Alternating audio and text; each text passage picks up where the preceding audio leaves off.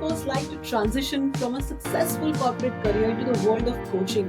What was that spark that ignited this change in you? So, Pamela, incidentally, I have been working in the consulting space almost about 15, 16 years before I got into coaching. So, I was introduced to the world of Hogan, and I learned Hogan certification. When you begin to learn coaching, you are first getting coached, then you are likely to be ready for coaching others. That Hogan is a personality assessment, but talks about reputation. It doesn't really talk about who you are, rather how you're being perceived from others' lenses. It also supports for leadership development, succession planning. Number one thing, Pamela, that I generally follow is breathing exercises, mindfulness. You must have a learning partner to your side always, whoever it could be a friend, your husband, your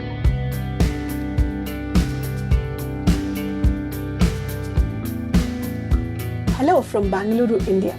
I'm your host, Pamela, and you're tuned into Transition Story.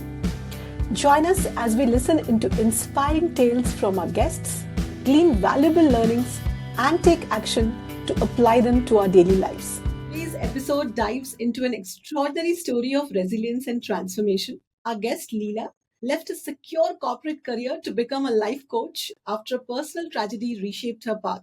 She turned deep grief into a profound mission to help others find healing, balance, and purpose. Through her journey from account management to coaching and now in a leadership role, Leela's insights into courage, self discovery, and growth activating and deeply inspiring. I would love to welcome Leela to the show. Leela, thank you so much for making it here. Pamela, thank you so much for inviting me. It's such a pleasure and an honor. And as you just introduced, believe me or not, I just had goosebumps because it was almost making me feel somebody was almost showing me the film running on the screen. So thank you so much for having me today. Usually we start from people's childhood, going back to the early days.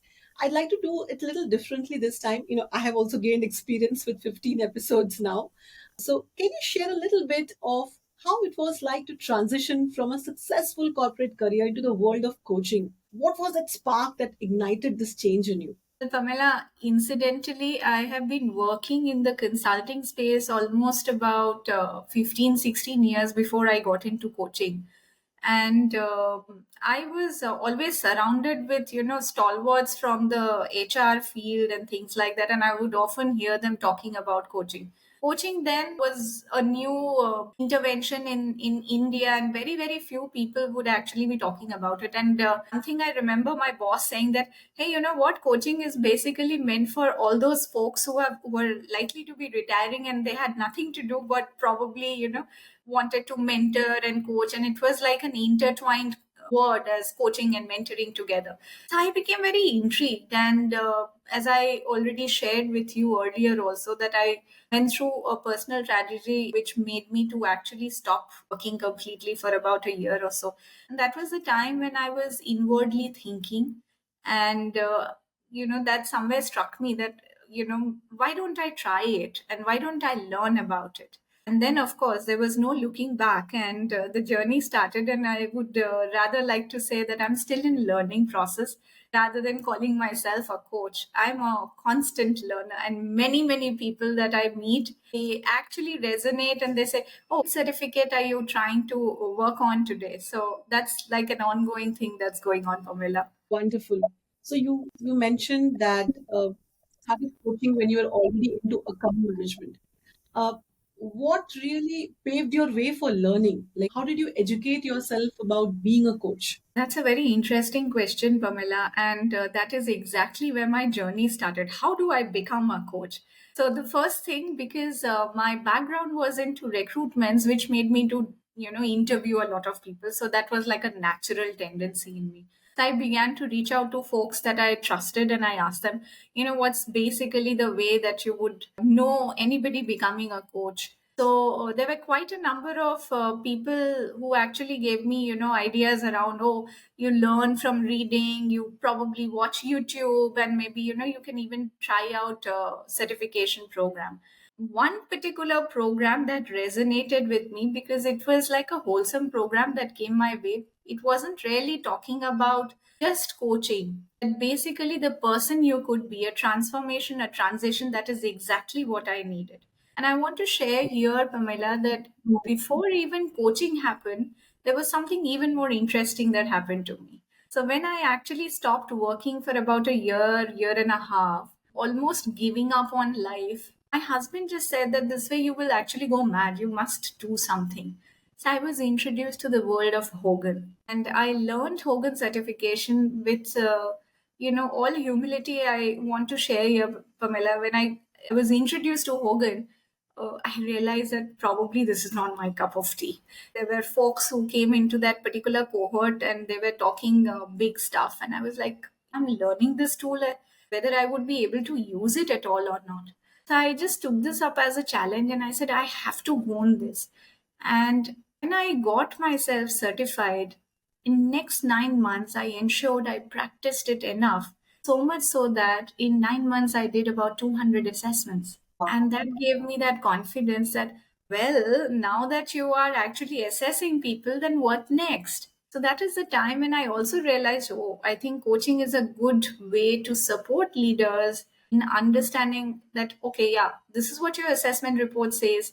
What would you do after that? So that is how actually coaching began. And I want to give a lot of credit to my knowledge around Hogan and all those people who actually supported me in this journey for making me a Hogan assessor.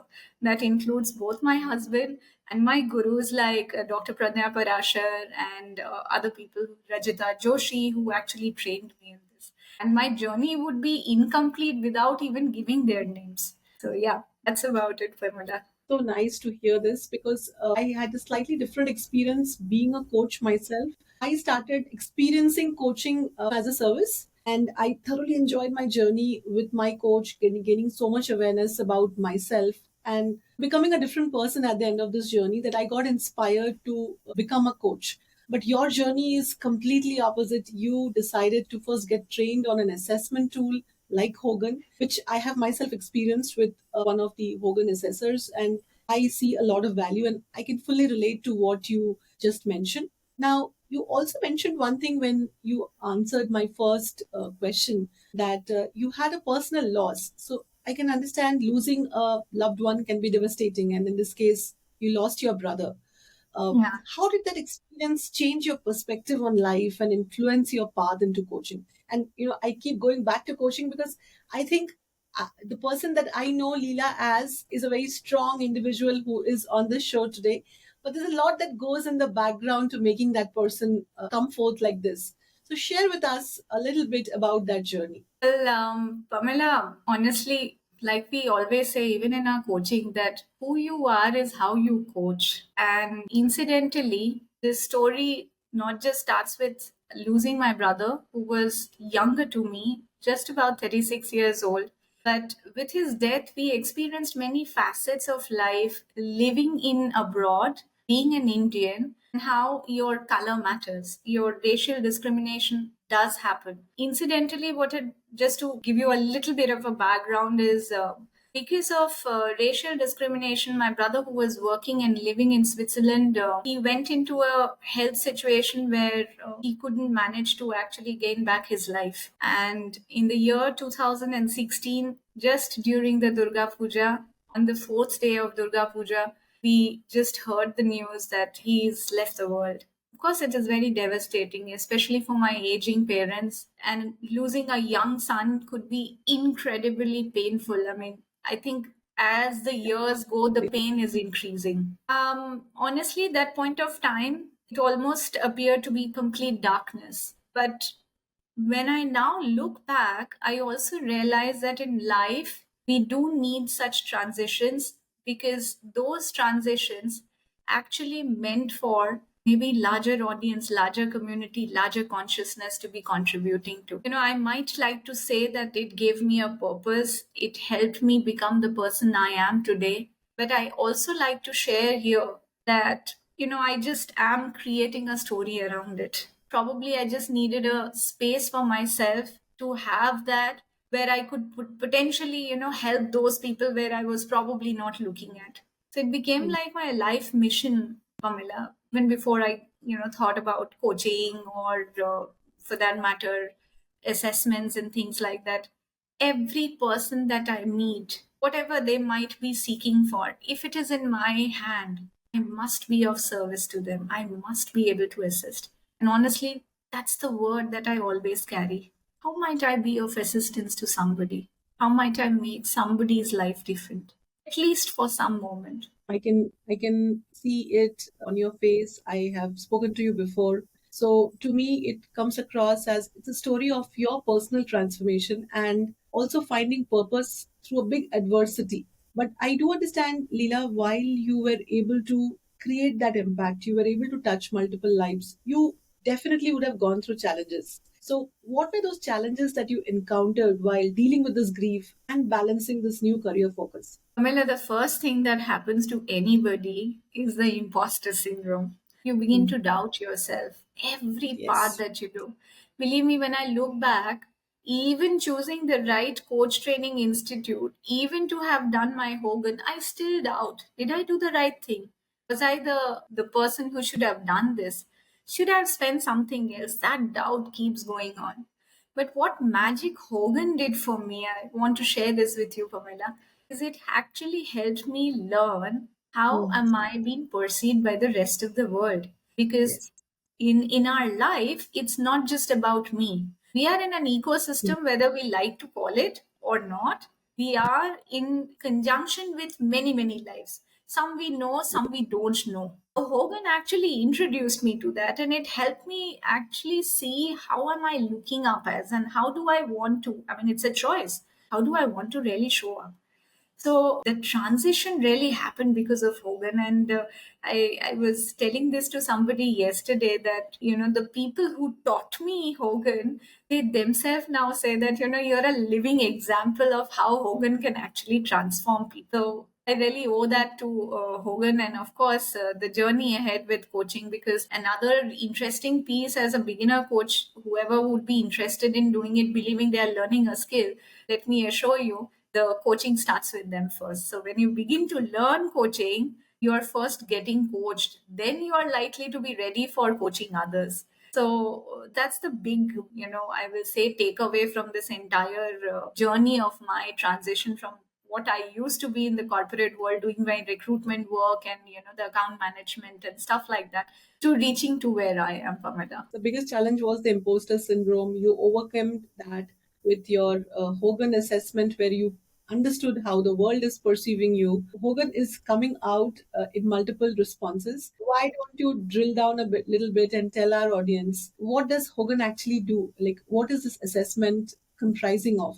I have done it myself, but it would be nice to come out from an assessor on what Hogan is all about and how can people Well, benefit. Pamela, you're touching on a wrong note, because I can keep talking about Hogan and this entire podcast would be flooded with Hogan stuff.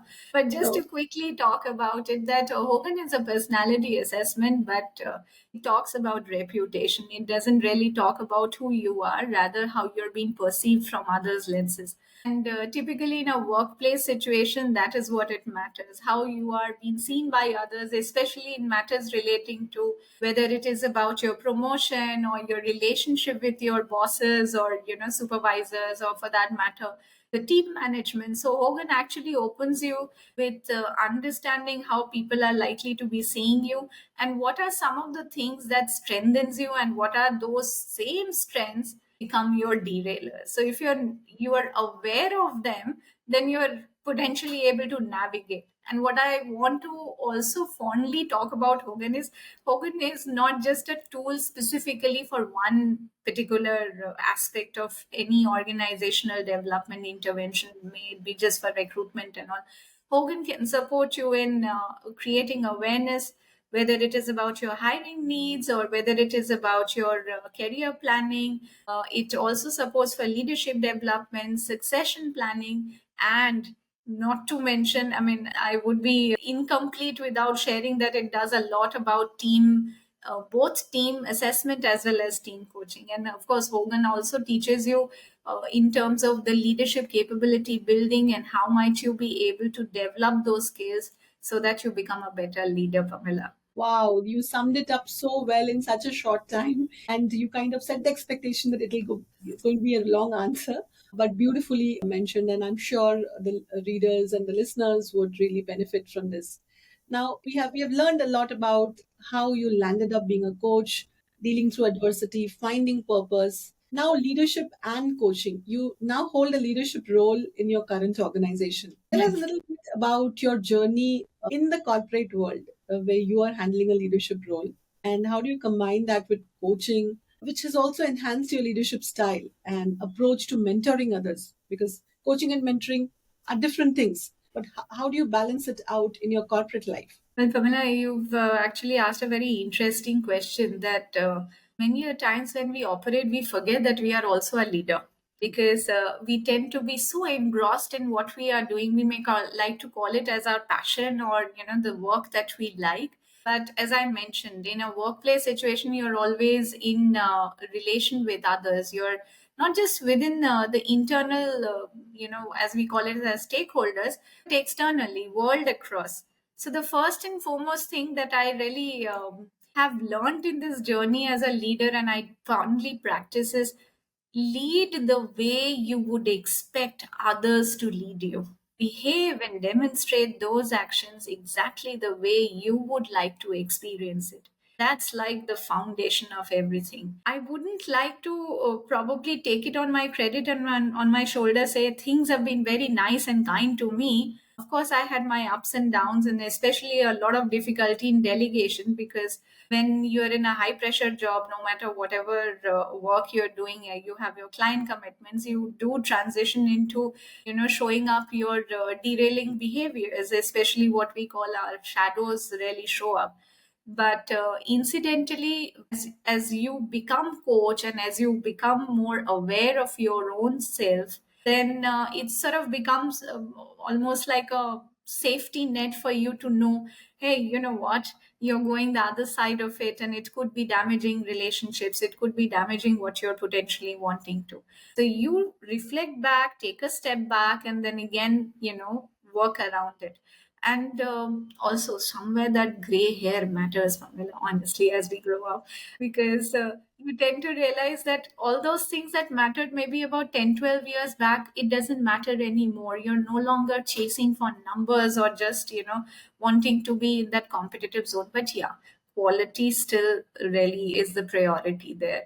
So, honestly, in my leadership journey and with regard to the coaching, it kind of, helped me. It is almost like, if I metaphorically give you, it's almost like when you're beginning to learn riding a bicycle, and if you have those two extra wheels to your side, that's exactly both of them are parallelly supporting me in my journey, Pavila. Yeah, I completely relate to this answer because as whatever I have learned in coaching, when I apply some of it in my day to day life as a leader, I find that I have carried a better version of myself to the workplace. And it is like those training wheels, as you just mentioned.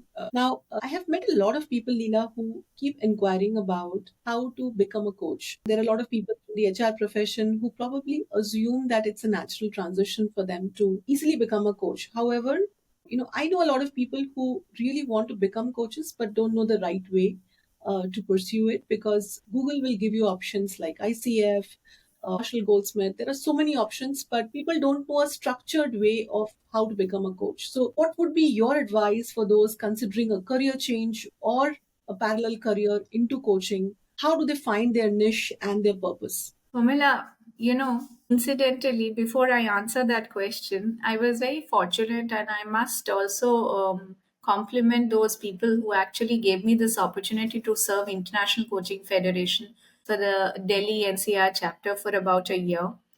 And the position I was holding is for membership. And day in and day out, I used to get this specific question: how do I become a coach? The biggest realization that I had, Pamela, is that coaching is not just about certification or training and things like that. It's a necessary skill, especially in today's time. Because if you notice, you being a coach, it's the way you actually begin to communicate. It enhances your communication style. You become a better leader, and more importantly, you become a better human being.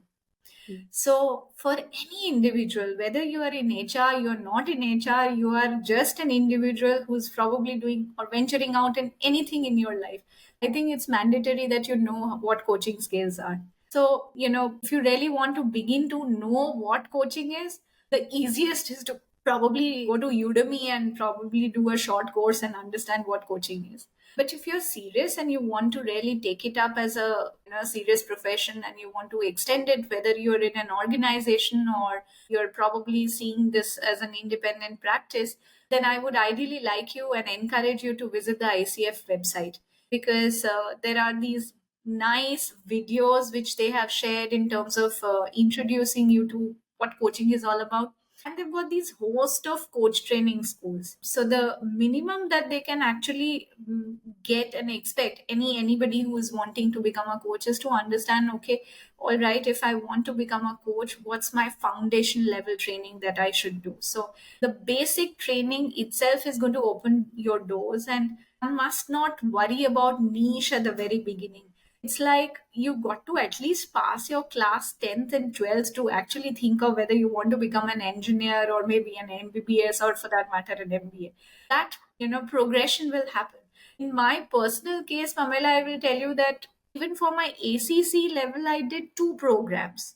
I was very fortunate that both the two schools actually taught me diversely opposite thought processes. And then eventually I realized that, okay, the most of the clients that I would ideally like to work, or probably I was fetching work from, were corporates. And hence, things like Marshall Goldsmith or even the Hogan assessment came in my way as a support. So, for anybody wanting to become a coach, I would rather like them or invite them to start small, start learning, and take a baby step, because it's a journey. You just cannot become a coach just by having one particular program and believing you have won the world. As much as you learn, I think that learning will never stop. So, that's how it is, Pamela. I just said the foundational knowledge is so important. First thing is you need to coach yourself to understand what the skill is all about. Then build that foundational knowledge, and the progression of having an ACC, then going up to a PCC is the journey that you traverse, and it's also a little bit of intrinsic journey, right? You keep discovering new things about yourself. How to deliver a coaching session at various levels also changes. One common challenge I have observed with the coaching journey is people struggle to get those coaching hours that they should have at the minimum to actually become a certified coach alongside the exams and the other Yeah. protocols that CF has laid down. Uh, and when I spoke to you, you had mentioned certain volunteering experiences that you had done to Yeah. get some of those hours. Would you want to talk a little bit about how volunteering in this space could also add up to your experience and then give you a way to really tick some of those boxes in terms of qualifying those hours? Pamela, I want to say this, that, it's a very, very common challenge, absolutely.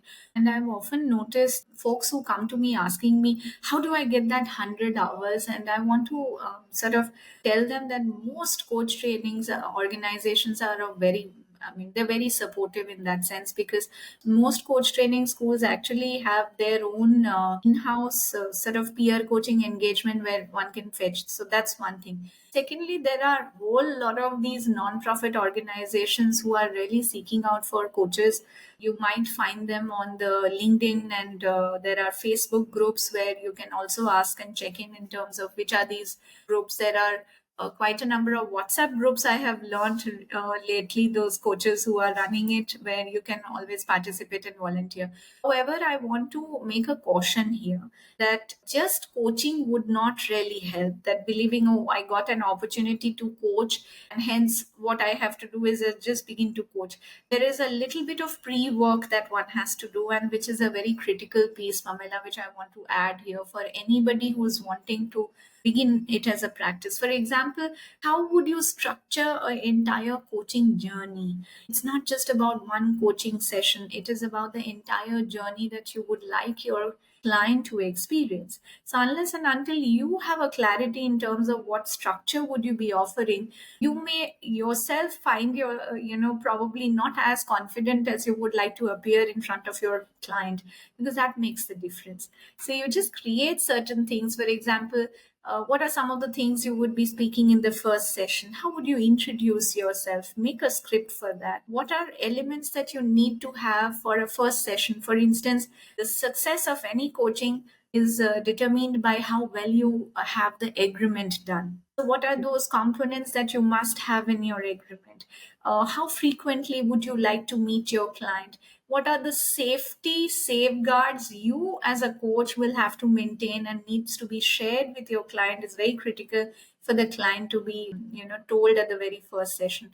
And last but not the least is developing that rapport. So all that actually, if you make it a script or sort of a checklist, it helps you simultaneously as you move forward. You structure it out, you share the journey that you want to actually create with the number of sessions you want to give away. What are some of the things that the client would be experiencing or taking away? For instance, things like they would be getting to know about their values or getting to know about their strengths. Now, yes, that's a journey, that's an experience. So when at the end of the coaching engagement, when the client is concluding, you can always have them as almost like something which is tangible.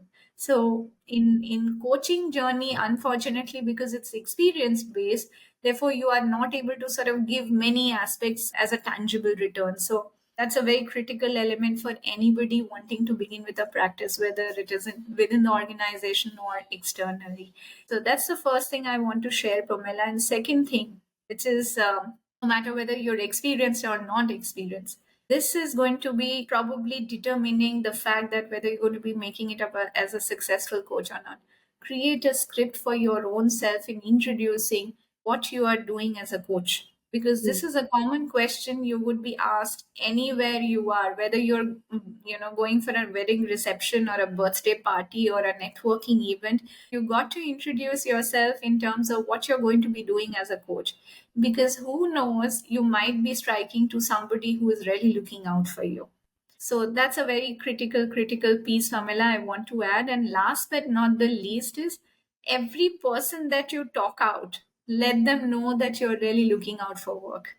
Because again, you never know who's going to be knocking your door. So yeah, those are a few of the things, Pamela. Whenever I talk to you, Leela, the number of times that we have spoken, I find you a very, very structured in your thoughts, organized person. So I cannot leave you without asking this question. What are the practices or routines that you have followed that have been really helpful in maintaining your resilience and inner peace through challenging times? How do you show up so calm, composed in every conversation? Well, that's again a part of Hogan. As Yes. you begin to start doing Hogan, Hogan also teaches you how to begin. Okay, on a lighter note, Pamela. But honestly, you're right that as a coach, I remember one of my coach trainers, again, a psychologist, would say that we are in a profession of collecting garbage. Day in, day out, we tend to hear so many stories, and most of the stories that you hear, they're almost venting out. Especially when you deal with non-profit organizations, you want to extend and create a space for those folks who could at least come out with those pains and agonies that they are experiencing, and you can at least support them with. So it's very important that you actually create a safe space for yourself. So the number one thing, Pamela, that I generally follow is breathing exercises, mindfulness. Even before I start our session today, also, I ensured that I took my 3-minute breathing exercise so that I empty my mind to start fresh and all ready to actually take on what has been given. That's number one. Number two is learning. Each session teaches you such valuable wisdom. They can be so enriching, I can't even express with you. And I actually reshuffle all my notebooks. I just can't throw them. My husband has been complaining, you are collecting so many garbage. But I tell him, if anybody reads these notes itself, they would be able to collect so many facets of life. So that's another important piece. Last but not the least, you must have a learning partner to your side always, whoever it could be. It could be a friend, your husband, your anybody that you can trust. So each day that you learn something, share it with them, because that's going to stay on with you, Pamela. So that's a little bit from my side, Pamela. So nice. Such a calm, composed way of concluding this answer. Now, as we come to the end of the show, I have one pertinent question for you. You've come a long way from a personal loss to becoming a yoga assessor, to becoming a coach, and to becoming a coach of this caliber as you are in front of the audience today. What's the next chapter of your life? How do you Oh, see that's it personally and professionally? How do you see yourself moving into the next chapter? that's a very, very interesting question, Pamela. And I want to tell you something very interesting that I came up a couple of days back when I was listening to Peter Hawkins. He said this understanding that human beings know what they want is a myth. It's a continuous journey for rediscovering. So if I begin to tell you right now, hey Pamela, I'm going to be doing this tomorrow, I really don't know. All I know is I'm open for experiencing. And another thing that I learned from my guru and my teacher, Jean-Francois Cousin, who would often tell us that include as many people as you have around you in your world, because that is how you increase your world and you embrace so many people in your life. So that's what I am up to, and I'm continuing to do that, and I hope to continue doing so that we all make it a big world of coaches and human beings together, Pamela. It was such a lovely conversation, Leela. I can't tell you the degree of authenticity that I experienced. And thank you for being trusting me and the show with so much of heartfelt conversations that you shared with us today. It was really lovely having you, and I would like to wish you all the best. No matter what you discover in terms of your next chapter, you will do extremely well. And I sincerely wish that you head towards a coaching journey where I can proudly say that this accomplished coach was once on my show. So I'd like to wish you all the best. Thank you so much, Pamela. It has been an honor, as I said earlier, also, and such a pleasure talking to you. Thank you. Thank you. Have a good day.